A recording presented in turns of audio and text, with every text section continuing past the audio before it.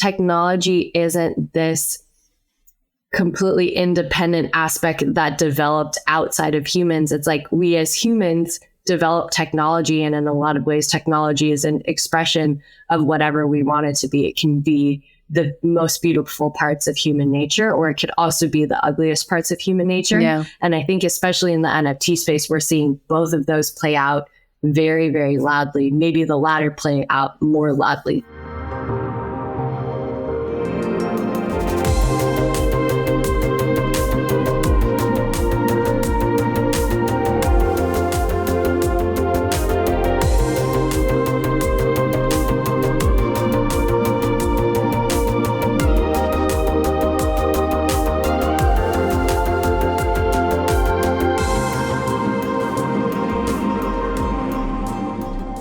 Welcome back, everyone, to another episode of Unraveling Crypto. Today we have Amac. Do you prefer Amac or Alex? Yeah, Amac is great. Everyone calls me Amac, awesome. Especially in the Web3 space. So, yeah. Well, welcome to the pod. I am so honored to have you here. So excited to be here. It's been so great to follow everything that's been happening, and I'm excited to catch up. Yes, same. So I always love to start the episode with, what are you most grateful for right now? Honestly, in the past few days, I've been reminded what great relationships I've built in the Web3 space, and how a lot of those relationships are with artists or other creatives that are spanning physical and digital. I have very much a physical art practice, but I've done a lot in Web3, and it's been really cool to connect with other people who don't see just one or the other, but are merging their practices across. Ooh, I love that. And I also have like a background in wellness, and a lot of the listeners come from there. So I know we'll dive into the merging of both worlds in a sense. But the next question is, what's your superpower? So that thing that comes to you most natural, you probably have been doing it since you were really young. I think my superpower is storytelling and communication. Which kind of relates to how we met, but I really see myself as a bridge between worlds. So perfect example of this physical and digital, like translating what's happening online to people who are very in-person oriented, simplifying concepts like NFTs, Web3, spirituality, whatever it might be, to make them a little bit more accessible. That's something I've been doing since I was a little kid. I think my mom likes to say I was very good at convincing anyone of anything when I was younger. And that's kind of translated, I guess, really into like my career as a marketer too. Yeah, I mean, the power of storytelling and narratives, right? Like we're definitely seeing that right now. So I read a little bit about you, and I know you have an art business right now, but you really didn't start pursuing it until not too long ago. Maybe if you can share with us a little bit about your background, and then so the guests can get to know you. I mean, sure. The community. So yeah, I am right now. Maybe I'll start where I am right now. I am a practicing visual artist and writer who works part-time at a venture capital firm called Double Down. So that is a pretty unique background, as you mentioned, and it's been quite the journey to get there. So I grew up in the Bay Area, maybe starting with college. I have loved art since I was a little kid. I really wanted to go into fashion when I was in college. I had a pretty extreme liberal arts background, so I studied classics and fine arts. I did all my internships in fashion. Like many people, I got extremely bored very quickly. So I kind of was trying to figure out how to get into the business side of fashion. Out of college, I went into management consulting, very much with the intention of still moving into fashion eventually.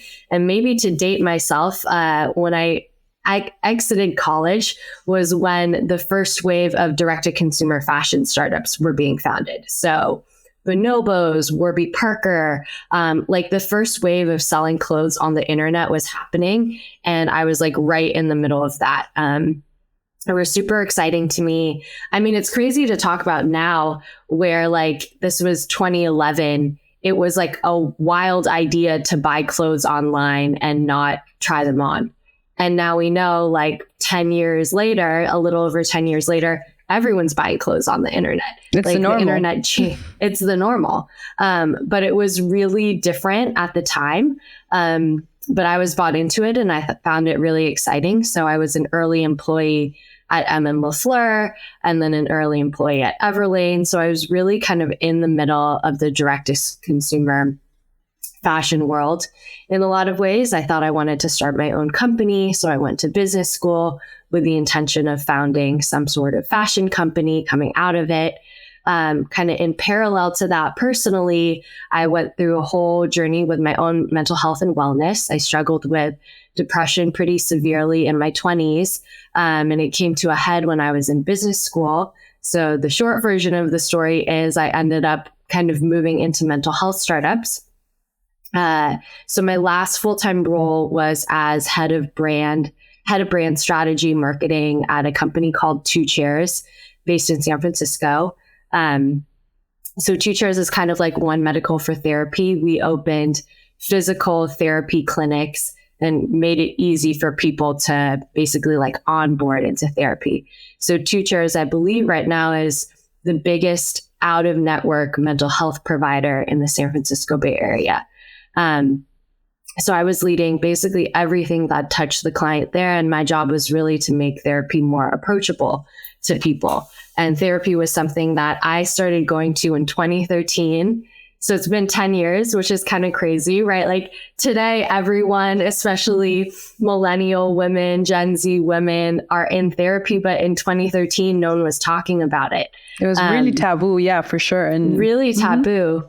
Even when I joined Two Chairs in 2018, it was still, that was like just when wellness and self-care was entering kind of like mainstream talk.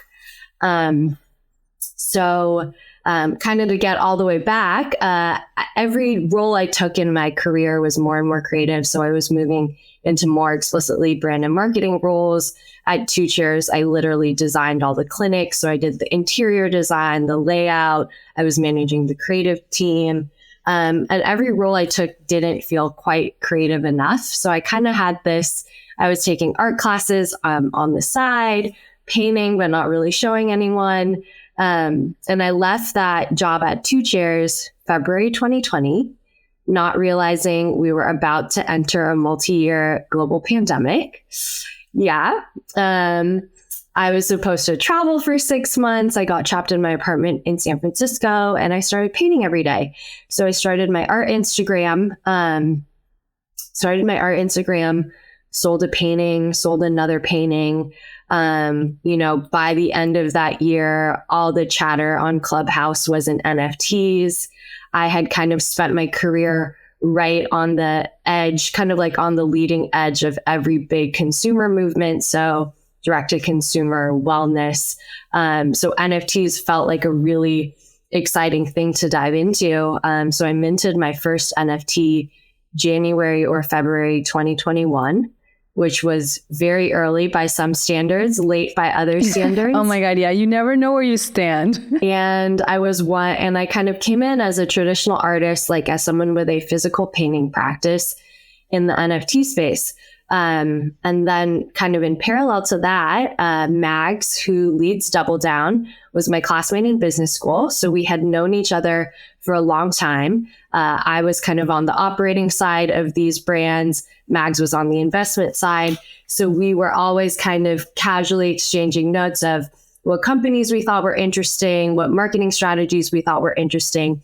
And Mags was entering Web3 at the same time as an investor. So we would just complain to each other about all of the marketing and branding problems in Web3 that we thought were just like classic marketing brand problems. And that's how we came together to start Metacurious, a marketing accelerator focused on onboarding Web2 marketers onto Web3, which is how we met. And then in parallel to that, Mags was raising a fund. So when she closed Double Down, I was still freelancing on the marketing side and we kind of had a good thing going. So I decided to come on part-time to Double Down as well, in addition to my art practice. Yeah, I mean, I think, well, first of all, you're like experience and background is super interesting. And then of course, you and Mags coming together is like another incredible like synergy and explosion of goodness, especially in the Web3 space. But before we dive into that, I wanted to ask you, like, what was your crypto aha moment? That moment that you were like, oh yes, like this is why I want to be involved, or I want to somehow jump in. So it really was through art. I mean, I went to Stanford for business school. So I was in and around a lot of people who were doing crypto for years, but I honestly did not own any crypto until I started minting my own NFTs. And my aha moment in early 2021 was, I had been poking around. I had just kind of entered the traditional art world, and I saw all of these problems that felt crazy to me, like galleries taking 30 to 50%. I was making artist friends who didn't know who their collectors were, who didn't know when they were going to get paid. It was, and kind of like, I had a direct to consumer background. So I had just spent 5 or 6 years in this world where the whole vibe was like cutting out the middleman and going direct brand to consumer. So I was already kind of approaching my own art career like that. And when I started to hear about NFTs, there were kind of two things. One, it solved a lot of those problems. So, direct to the audience. Royalties was a big aha moment for me. And then I think on the other side too, I studied classics and art history. So I always like taking 10 steps back and being like, what is the movement of our time? I was really interested to see how technology was going to affect art in the 2020s. And blockchain seemed like that obvious thing to me of like, this is what's happening now. And it's having really interesting implications on the type of art we can make, most notably like generative art or on-chain art. So that got really interesting. Like as someone who studied history, that was really, really exciting to me. Yeah, I mean, talking a little bit about technology, I think that as an artist or creative, but specifically when you're mostly in the wellness space, we've kind of been brought up to think technology is really bad for us and it's going to stifle a lot of like the humanness. So what are your thoughts on that, and how do you merge both in your life? Because you really are in the middle. You also just got certified as a yoga teacher, like a yoga teacher. Wow. So yeah, would love your thoughts on that. Yeah. I love that question because I feel very much like one leg in two worlds that often don't like to interact with each other. The way I think about technology, the way I think about anything really is everything is medicine and everything is poison. Like there are such good parts of technology and there are also really bad parts of technology. And I generally try to approach my life kind of, and if I can, like in kind of a non-dualistic way of thinking. And I find, especially in this day and age with social media and everyone kind of wanting to argue, people want to take it to an extreme where there's like a lot of juicy, interesting stuff in the middle.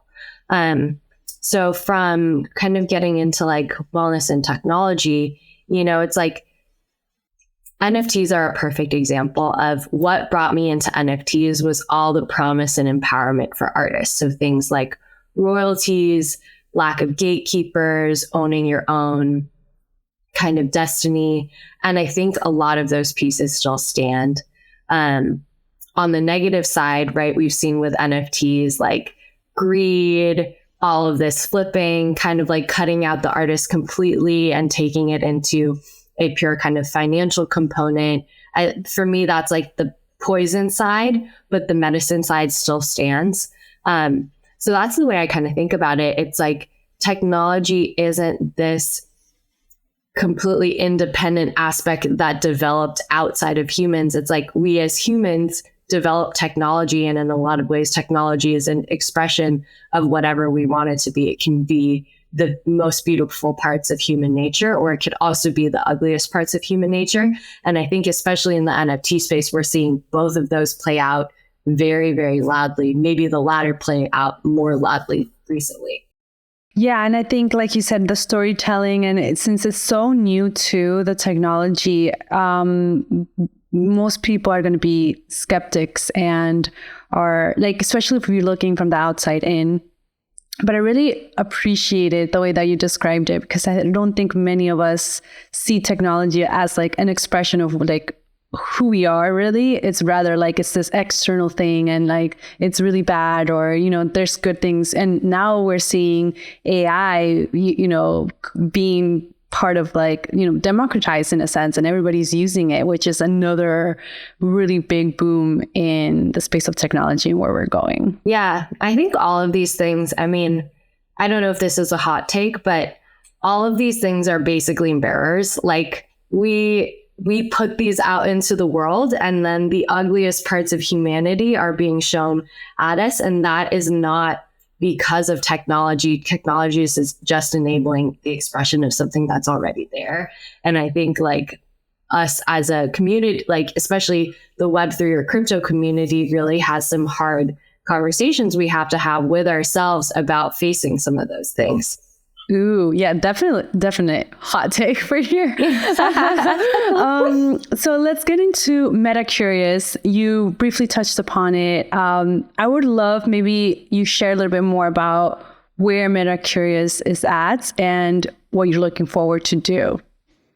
Yeah, thank you for asking. So yeah, Metacurious is a marketing accelerator that I co-founded with Mags Kala. So it was been funded out of her fund, Double Down.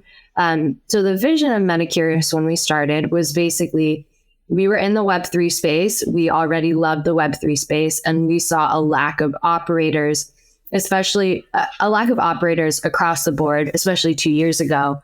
And particularly in kind of the brand marketing, go-to-market space. And that, I think we felt personally was the area that we could most impact. So our thought was like, for the space to move forward, we need higher quality people who actually understand what's going on and can impact it in a positive way. So we started Metacurious basically to onboard crypto curious Web2 marketers into Web3. And you went through one of the cohorts, but the approach really was like, what do you need to know? Can we put you in front of the most interesting thinkers in the Web3 space and get you onboarded fairly quickly, while also knowing you as participants have a lot to bring based on whatever companies you might be working at. So we had incredible people, everyone from founders to, you know, the head of Web3 at very big CPG companies, music companies, you know, Goop, Def Jam, Chipotle, Coinbase, tons of amazing people who we felt could probably teach the cohort were in the group, which made for really rich discussions. So we ran about 70 or 80 people through those cohorts mostly in 2022. And we've paused on it for now. And how we're thinking about it going forward, I think would really, you know, everyone says this, but would like it to be co-created with the community that we have. I think one of the best things that's come out of Metacurious is just basically this network of marketers who's either actively in Web3 or bringing Web3 type things into their Web2 companies. So without, I don't really have specifics, but it's like, we'd like to grow that community. We'd like to continue the programming. I think probably now there's not as much appetite for that full 4 to 8 week cohort. But how can we start using the community that we have to create more interesting programming that maybe is a little bit lower touch, but can touch a lot more people? Yeah, I mean, I went through it, the second cohort, and definitely I love being in group environments and accelerators or programs I've done throughout my life, from wellness to like business. And the Metacurious was really diverse and rich in the individuals, but like the quality of thoughts and like people that came in and shared different takes on a technology that's so new, and like a lot of different takes from what many people were talking already, like you guys really are unique in proposing a different way of marketing. And I think while everybody in the space was saying like, throw everything away from Web2, marketing doesn't exist, you guys really propose a different thesis for it. And it's really expanding. So it was a lot of fun to be a part of it. And like you said, the community is unique. And it's something that I love to praise is that instead of just continuing to grow something at a really big scale, it's like slowing down to then speed up is really important. And I am excited to what's going to be co-created in the space. Thank you for saying that. Yeah, I think one of the things, Mags and I have been in so many different communities as well. And I think I see a lot where, something's working. And so it's like, let's make it 5x bigger or 10x bigger. But with community, it's the bonds in between people that are really important. And the moment it gets too big, those bonds get stretched. So that's something that I think about a lot in general and for Metacurious, which is how do we make it so that everyone who's coming in is as engaged and as value add so that we don't kind of lose the magic of that smaller community. Or is there a version of Metacurious programming that can be looser and bigger while still kind of maintaining that one-on-one experience? Yeah, it's definitely thinking outside the box, because I think many people are just going to say like, let's grow it in that one particular way. And you're thinking of expanding it and growing it in a different or multifaceted ways. So that's pretty awesome.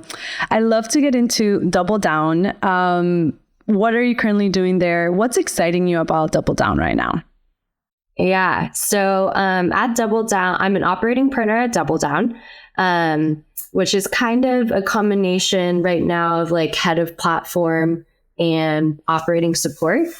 So I do almost everything but investing. I'll help Mags with a little bit of diligence. I think one of the interesting things for me, I was an operator my whole career, but I've been advising venture capital funds for a while. I was doing angel investing on my own for a while and kind of gone very deep in one industry niche. And I've basically exclusively worked at Series A or earlier startups, so super early stage. So one of the things that was exciting to me about joining Double Down was I had a bit of investment experience. I had a lot of operating experience, and I have a lot of early stage experience. And then on top of that, I've been a creator in the Web3 space. So a lot of the companies we're looking at, invested in, are interested in, I'm kind of the actual customer. So that has been super exciting for any time I've been doing portfolio support of like, I have the wide angle view, but I can also tell you what doesn't work with allow lists and speak with, first person experience on a lot of these NFT platforms, marketing platforms, et cetera, et cetera. So that's been great for me and hopefully great for the Double Down portfolio team. So yeah, I'm doing everything from kind of portfolio support, which is under kind of the platform role. And I think, it's no secret that the market is a little bit questionable at the moment.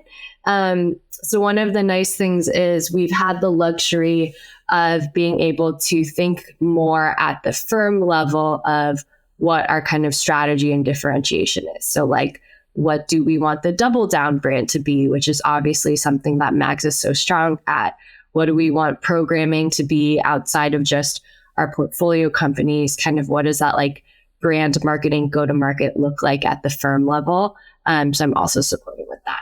Yeah, I mean, I think we were going through Metacurious accelerator, and Mags was just talking about like building Double Down and pretty awesome experience and just being a part of that and like with you both, it's just been really interesting connecting. So with Double Down, what are you looking forward? What are you looking forward?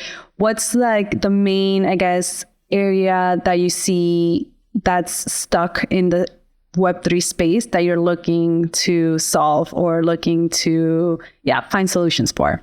So to start with your first question, I think something that's very exciting to me about Double Down and the space in general right now is this space, while there's a lot of activity, it's still very nascent. So it really feels like rising tide lifts all ships. I think about this, like when I look back at even when I was at Two Cheers and wellness startups, or even at Everlane and direct to consumer, it's like the first companies coming out of those spaces are marketing themselves, but they're really marketing for the whole space, right? Like Two Cheers, when we started in 2016, was really doing a lot to onboard people into therapy in general, rather than being like, pick Two Cheers over another option. It's like, just pick therapy. So I think that is something that's really both hard and exciting about the Web3 space, is like any marketing Double Down is doing for like mainstream adoption of Web3 or crypto, which is really like our broad thesis, is helping everyone. We don't have to, there's always competition between firms and companies and whatnot. But right now, anyone, and we talked about this a lot in Metacurious, right? Like everyone who's pushing forward mainstream adoption of Web3 in general is kind of marketing for the whole space. So that is something that I think is really exciting, hard and exciting, but kind of lends itself to why there might be focus at a firm level of like just putting the Double Down name forward. Because the space really kind of needs help and needs, I think, leadership in that way. So that in general, I think is exciting. Where do I think, I mean, there's so much. So the mandate of Double Down is mainstream adoption of Web3. That is like purposely broad. I don't want to speak, I won't speak for the firm itself, but I'll speak for like what is most interesting to me. As a creator and artist, like the core royalties ownership is still very interesting. I think there is still a lot that hasn't bled into both the art world and the creator economy that is interesting from a blockchain perspective. I think everyone talks about this, but there's very obvious applications, especially in music, in ticketing, in loyalty programs. A lot of companies are tackling that. I don't think there's an obvious leader yet. But I have been kind of the opinion in general that blockchain is a technology. It's not a full strategy for a company. This is my hot take. Just like e-commerce is a technology, it wasn't really a full strategy. Every company that led with e-com 10 years ago, Everlane, Bonobos, Warby Parker, everyone went omni-channel. Actually, when I was hired at Everlane, I thought I wasn't going to get the job because I vehemently argued with the CEO that we would be in stores one day. And at the time, he had come out in press multiple times saying Everlane would never open a store. Obviously, now Everlane stores are everywhere. So I'm kind of that opinion with blockchain technology. Obviously, it's kind of like a different version of the internet, but it's hard to imagine a world in which it's not integrated some way into a larger tech stack, right? Like you won't be a Web3 company, you'll be whatever the new version of like omni-channel is. And I think it will seamlessly integrate into brands. So personally, I'm skeptical. I'm like, will there be like a true Web3 only consumer brand? Maybe, but like, I think at some point that bleeds back into Web 2 and vice versa. Yeah.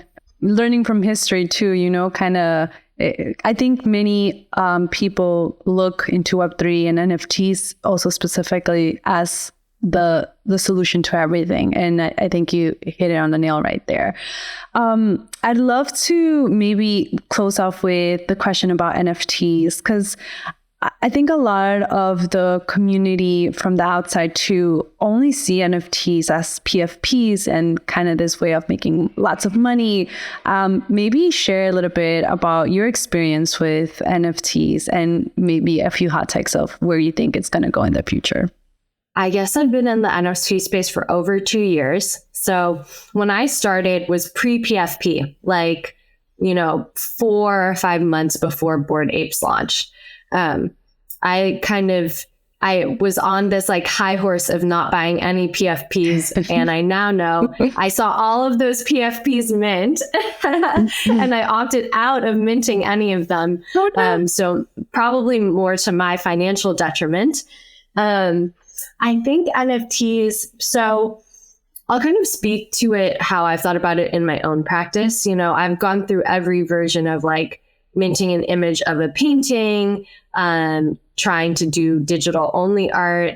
The way that I've kind of approached it for the past year or so is being a little bit more intentional of what should be minted. And I'm of the opinion that like the art that should go on the blockchain should almost be like if you think of the blockchain as a medium, like medium specific. So I've stopped minting just images of physical work. Everything that I've minted for the past year has either been merged digital physical. So it's like kind of fundamentally has to be on screen, and or some version of generative. I think like when I take a step back, like the piece of the digital art NFT world that is most interesting art historically is generative art. That's not really a hot take. I think a lot of people think that. But that's the part to me that I'm like, oh, this is like very unique to this day and age and can only exist in this kind of NFT world. I think the same with on-chain art. I think almost all NFTs are going to go to zero. I think, but I think the part that's interesting when you take a step back is, I think maybe one of my hot takes is like the Web3 only, crypto only, NFT only artists who are just living in the NFT world and not attempting to cross over into the traditional art world are doing themselves and their practice a huge disservice. I think it will be very interesting to see who is able to cross over. And we see some of the traditional art world players trying to cross over, as well as NFT platforms trying to cross over. And I think like the people who will be most successful will bridge those two worlds, but I'm not exactly sure who that's going to be. Yeah. Well, thank you for sharing this. I would love to just begin to wrap up maybe with what would you say to someone on how to like create a little bit more of balance? So as you mentioned, being on Twitterverse with crypto, it can be a lot. And then you're working so much. What would be your recommendations for just being human and finding balance? Mm-hmm.